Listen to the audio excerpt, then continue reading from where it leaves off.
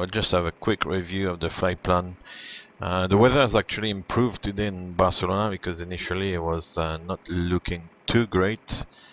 So that's our route up here today on the 777-300. The call sign is going to be a Swiss 3 X-ray Tango. We're going to go from runway 07 right. It's a Dallin departure and all the way to Zurich, where the wind is kind of light and variable, so might not necessarily be runway 14. We'll see. For the moment, ATC is online, so hopefully it's gonna be good. So all the data there, you can see Zurich is slightly elevated, 1500 feet roughly elevation, 360. An hour and 11 minutes. It's gonna burn just under 10 tons. Contingency is 5% of the trip, so it's only 5 minutes. It's not too much of contingency, to be honest. The alternate is Geneva, that's 5.5 tons roughly, and our taxi fuel is 800 kilos for 20 minutes, which is a kind of nominal value. And release fuel 19.9, which we have on board already. Today on the weights, it's fairly heavy, and to be honest, it's just about 600 kilos below the maximum zero fuel weight, which should give us a landing weight at the other side, about 246. The navigation log with all the data, usual stuff. We'll get a little bit of terrain as we get towards Switzerland, of course. The diversion information, it looks like it's planning for runway 04 if we need to go to Geneva. The spot winds and the flight plan, usual stuff.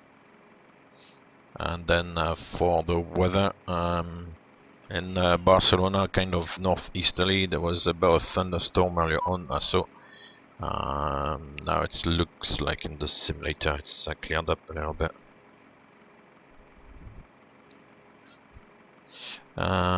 So yeah, we might get like a few showers coming through by the time we get cracking. We'll see. As I said, in the sim it doesn't look too bad at the moment, so fingers crossed. And in Zurich it was raining when I did the flight plan, and it's supposed to rain pretty much throughout the afternoon as well, so I might get a bit of rain there. Geneva is cloudy but no rain forecast.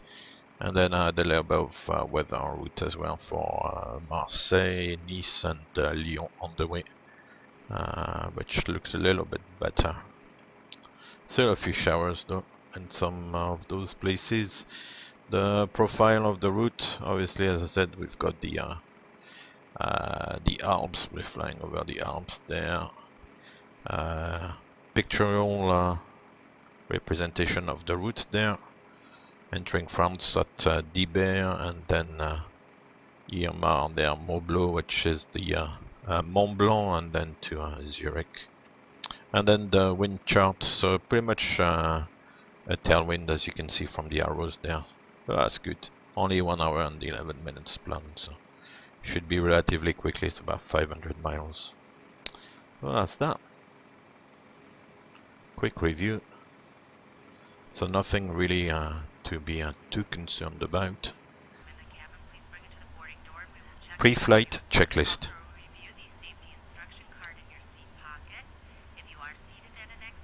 Pre-flight checklist. Oxygen. Tested 100%. Tested 100%. Flight instruments. Heading 210, altimeter 1008. Heading 210, altimeter 1008. Pre-flight checklist complete. Before start checklist. Flight deck door. Closed and locked. MCP. Set and checked. Takeoff speeds. Set and checked. CDU pre-flight. Completed. Completed. Trim. Set and checked. Set and checked. Taxi and takeoff briefing. Completed. Before start checklist complete.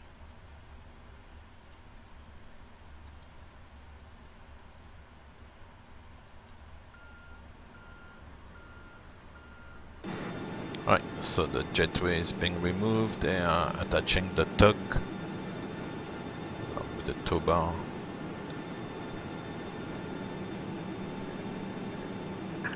Locking gear. I'll have a quick look around. It's kind of... there was a flash down the cloud. It's weird though, because there's a lot of blue sky there in the scenery.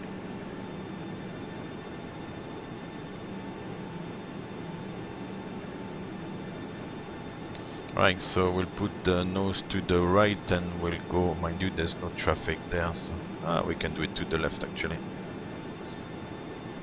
Departure check completed. Bypass pin insert. Commencing push. All engines clear. Start at will. Start sequence is 2 then 1. Check. Start the right engine. Starting right. Right, so the start switches comes to start, the fuel control Oil switch pressure. run, the N2 increases, the oil pressure increases, and then the N1 slowly catches up as well. Once we get to about 33% N2, then the basically the automation, the automatic system will inject the rest of the fuel, and the start sequence then will carry on.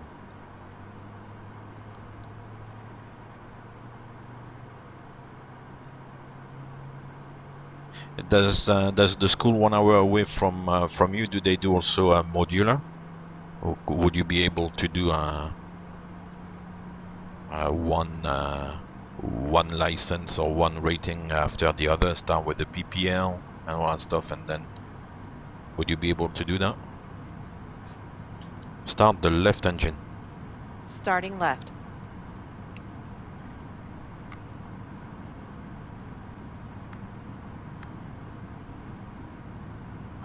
Oil pressure.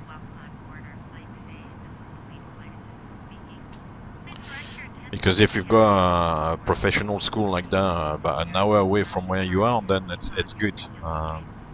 That was the case for me when I did it, and you know, as I said, I was working, and at the weekends or even sometimes after work in the summer, I could go do the PPL, or even when I did the CPL, I was sometimes going after work and stuff. So it's if you have like such a school next to you, it's very handy.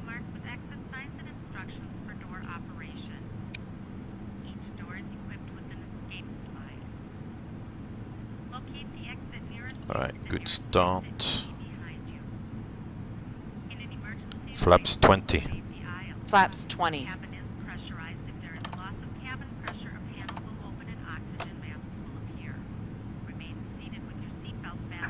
Unlocking gear.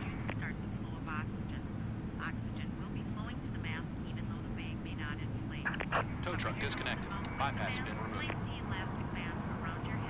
Wow, 200 euros to fly glass cockpit. Wow, it's amazing.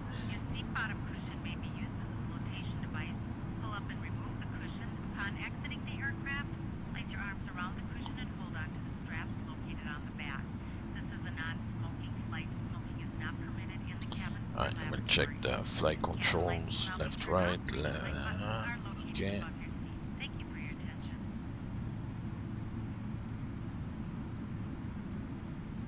But yeah, be aware though that Ride is clear. the job situation is quite difficult. We don't really know what's gonna happen. It all depends how the this story is gonna evolve. So I would err on the side of caution initially, at least.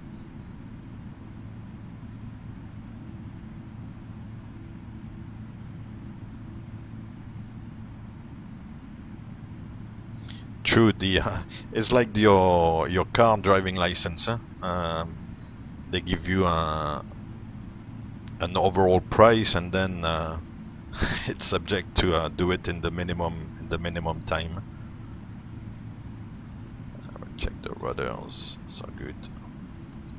Before taxi, checklist.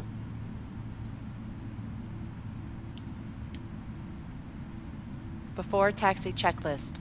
Anti-ice. Auto. Recall. Checked. Flight controls. Checked. Ground equipment. Clear. Before taxi checklist complete. Clear left. Clear right.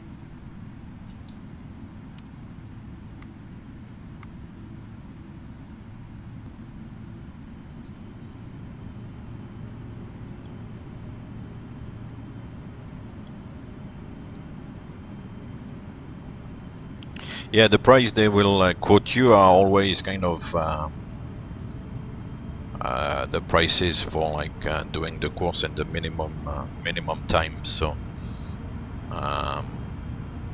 there's always the chance that you have to do a few more hours, or that maybe you won't pass the test The first cabin is time, ready. or you get a partial pass, so you'll have to maybe repeat like Cabin a crew, couple take your of seats. maneuvers or whatever. So there's always the chance that you're gonna have to maybe fork out an extra bit of money, unfortunately.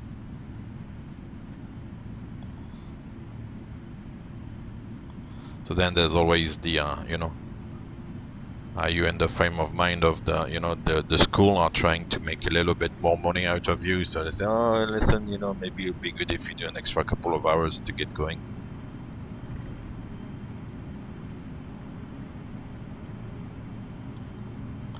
My PPL, you're absolutely correct. You have to be prepared to go abroad for work, and you won't work at the main airport next to you. The chances for that are very remote. You need to be, as I've said before, you need to be very, very flexible in this job. You need to be flexible. You need to be open to working with people from all over the place. If you just want to work with people from your own background or whatever, it's gonna be difficult as well. So before takeoff, checklist.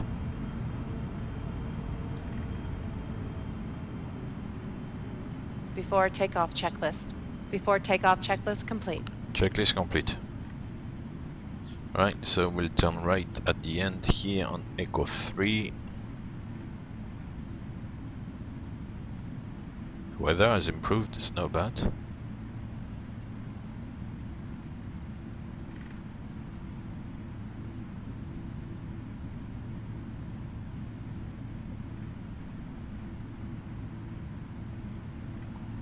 I don't think there's anybody on the ground here. And then here on Juliet 7.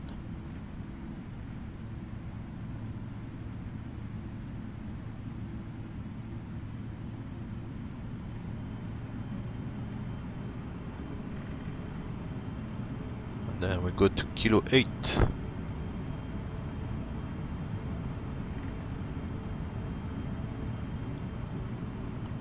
I'm connected now. Yep. Cool.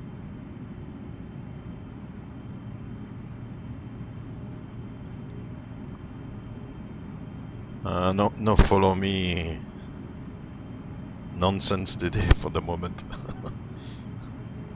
Maybe on the other side.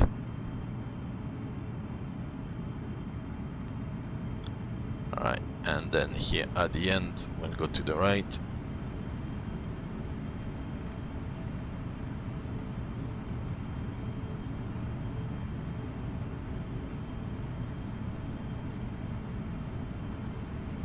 So I'm looking at 3 screens at the same time.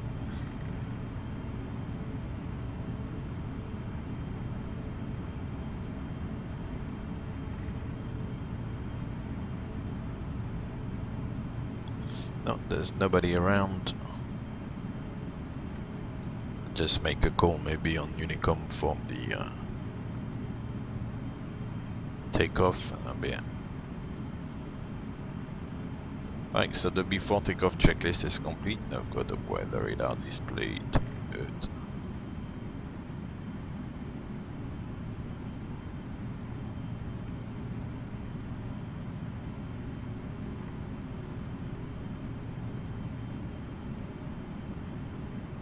Oops.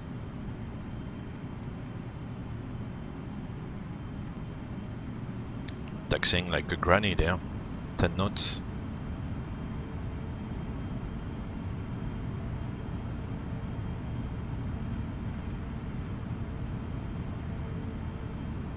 Alright, so we'll go Golf 12, I guess, all the way to the end.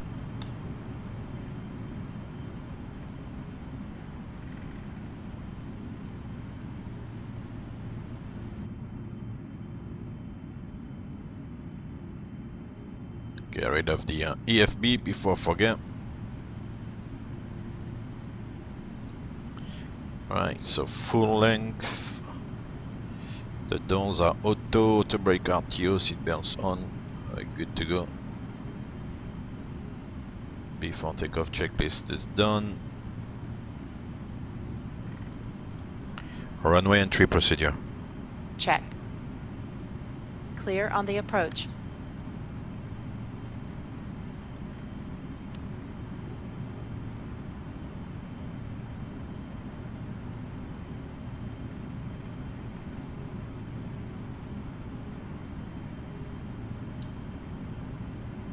Yeah, I think things are slowly improving, and as you're saying, guys, the borders are kind of reopening. 07, right.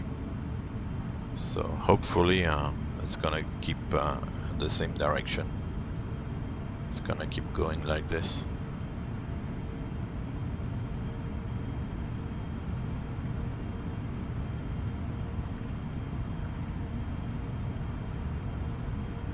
On runway 07, right. Alright, let's go.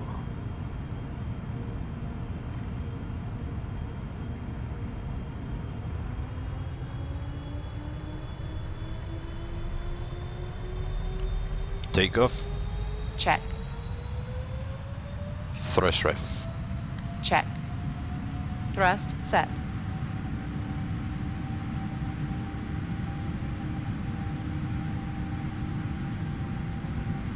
$80 knots. Hold. Check.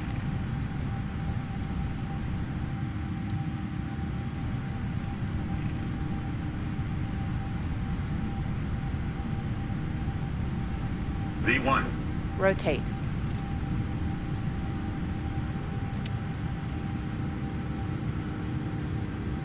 Positive climb. Gear up. Gear up. LNAV. 400 feet. Check. Thrust ref. VNAV Check. speed. Check.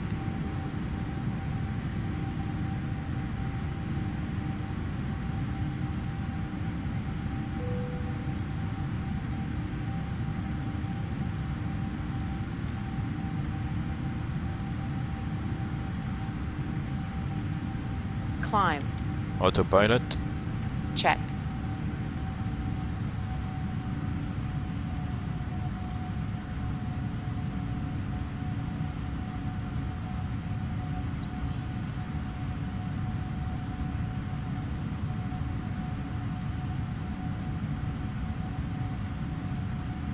We'll climb all the way up.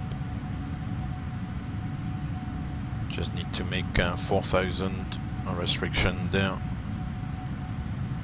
So I'll open the speed window to keep the speed going.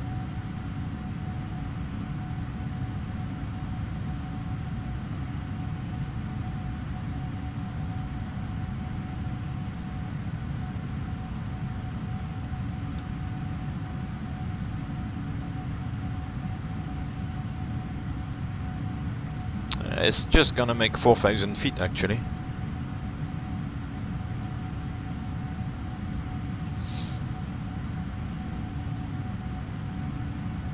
So I could have put the acceleration in the FMC to 4,000 feet. You could also put full climb, but it's good now.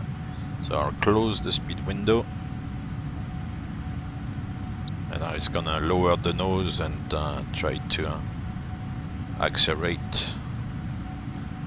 Flaps 5. Speed check, flaps 5.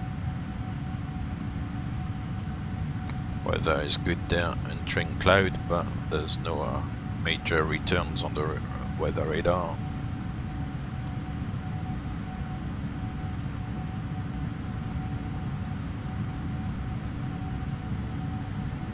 Flaps 1. Speed check, flaps 1.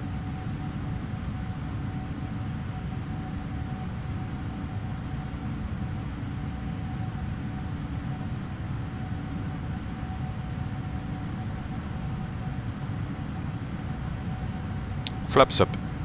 Speed check, flaps up.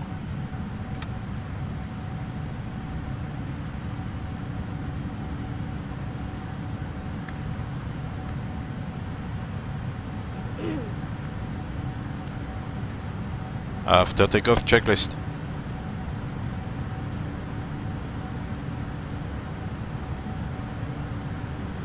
After takeoff checklist. After takeoff checklist complete.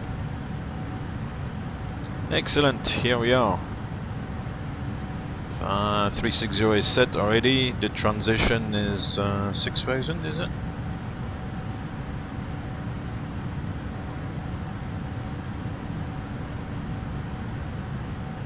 It is. Oh, transition altitude, altimeters standard.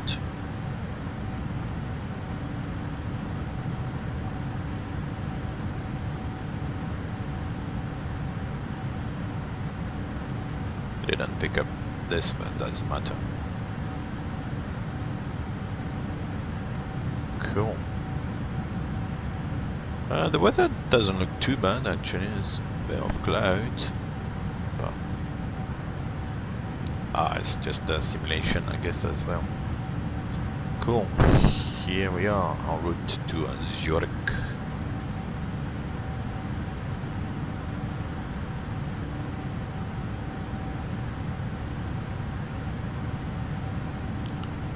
Yeah, it's true.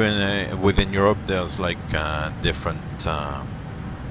I guess the pandemic is on different schedules a little bit, so yeah, it's gonna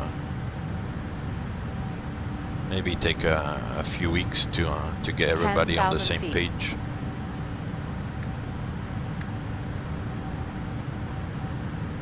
So 10,000 feet.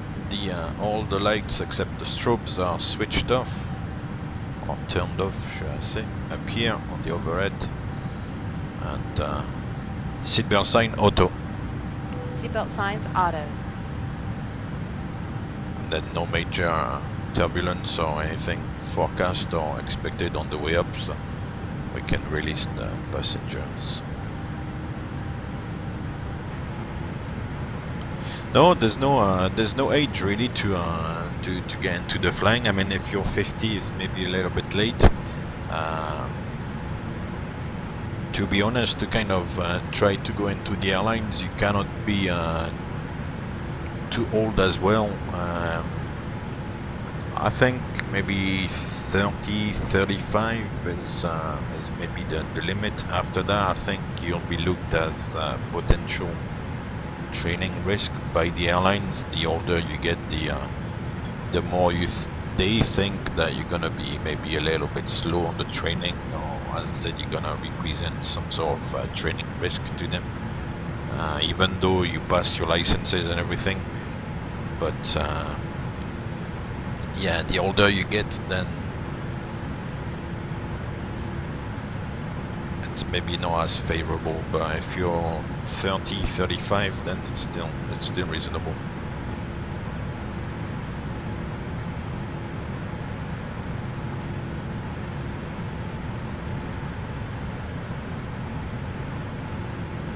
Yeah, 28, 29 would be by the time you finish the flight school and you're ready for a job, that would be a good age. Yeah. Okay, yeah. So because when I'd done it, it was more like kind of around the UK and Ireland and stuff. So to go from the UK to Ireland, you definitely needed to clear like customs, so fly from or to an airport, depending on the direction of flight, with customs. Yeah, which means you have to kind of go to a relatively important airport. I'm sure, like down in the south of England, the likes of Shoreham, or maybe will have customs and stuff, but you cannot go to like a private strip, or you need to go to a relatively important airport.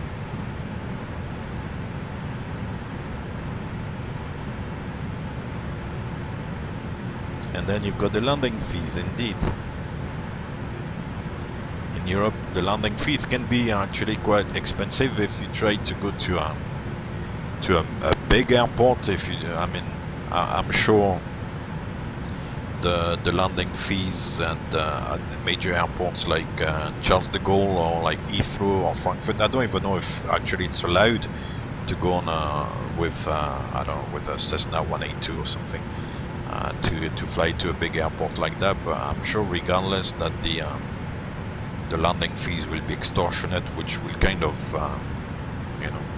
talk you out of flying to those places, because if you have to pay 500 euros or 1,000 euros to land a little plane in one of those big airports, then there's no point. I mean, a lot of those airports anyway are in Class A airspace, so there's no VFR approved in those in that airspace, Class A airspace, but sometimes they can give you a special VFR in Class A airspace, so there will be ways, but then the landing fee will be extortionate. And even in kind of more secondary airports where like Rotterdam, for example, they will still like charge you a fortune, so that you're staying kind of clear of it, because if the landing fee is more expensive than 1 hour of flight, I mean, you really need to be desperate to land at the airport, maybe to put it in your logbook or something, but you really need to be desperate to land at that place, because you pay 300 euros for like and 730 in Brussels, good god. But they would Brussels would take you in, yeah?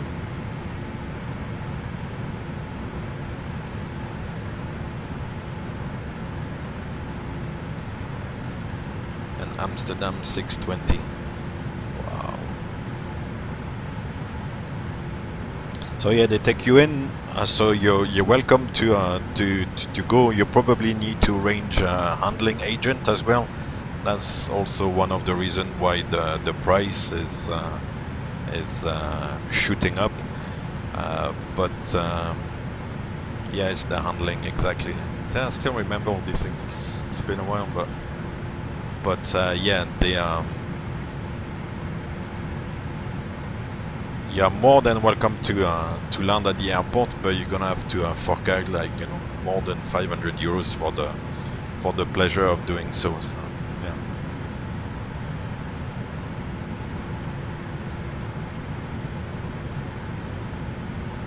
Yeah, it's just a way for them to kind of push you away from those airports.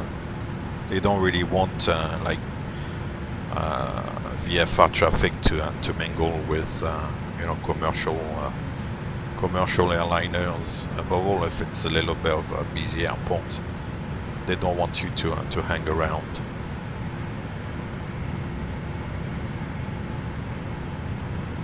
It's not too bad over the Med.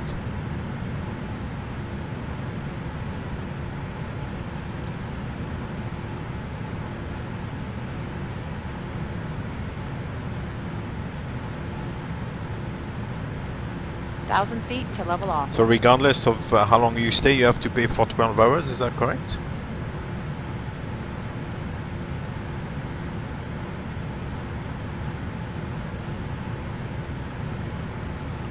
It's a lot, man.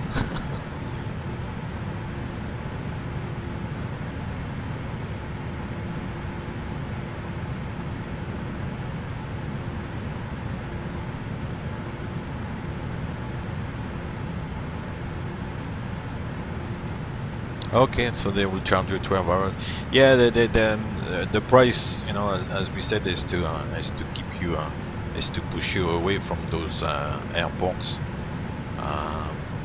It's kind of quite difficult to slot in VFR flight when all the commercial airliners are coming on IFR, you know, on an IFR flight, and everybody comes down on the ILS, and they've got to slot you in where you kind of do your little circuit, 1,000 feet. You come downwind and do your, you know, they don't really like that, because if there's a steady sequence of arrivals to slot you in, it's quite difficult. Or like same thing like transiting, you know, through a busy airspace over an airport. It's quite tricky for ATC as well, because I know, like where I learned to fly, there was a couple of relatively busy airports, and if you had to transit, then you had to transit over the runway in use, wait for kind of spot visually the one aircraft on final, wait for the aircraft to land, or otherwise cross behind the aircraft on final, and above obviously the aircraft on final, just in case it goes around. Because if you cross like the runway just when an airliner comes in, and if the airliner goes around, then that could create a conflict. So you have to cross above and behind, and it was, you know, it's difficult. So, and ATC doesn't really like it too much. So.